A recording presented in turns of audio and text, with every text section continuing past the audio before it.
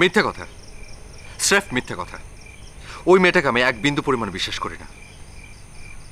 আমাকে আবার বোকা বানানোর জন্য আবার নতুন একটা নাটক সাজিয়েছে। ওই মেয়েটার পক্ষে সবকিছু সম্ভব মা, এর থেকে ভয়ঙ্কর কিছু সাজানো সম্ভব। মিথ্যে না বাবা, সত্যি। ওর মামা আমাকে ফোন করেছিল, আমি নিজে তার সাথে কথা বলেছি।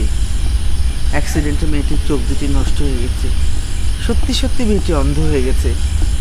বাবা আমি বলি কি, ক্ষমার ঊর্ধ্বে আর কিছু নেই। তুই একটু ক্ষমা করে দে, আর না হয় তুই একবার হাসপাতালে গিয়ে দেখে আয় সত্যিই না মিথ্যে।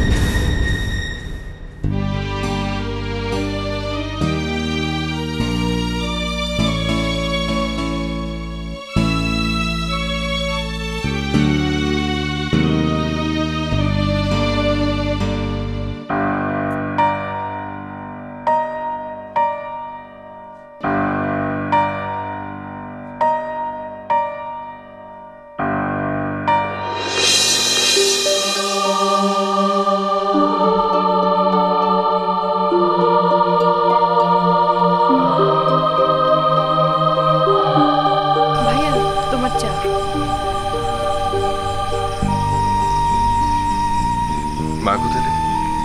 ঘুমাচ্ছে। ঘুমাচ্ছে এত তাড়াতাড়ি? মাথা ব্যথা করছিল তাই তাড়াতাড়ি ঘুমিয়ে গেছে। ও, তুই বস না।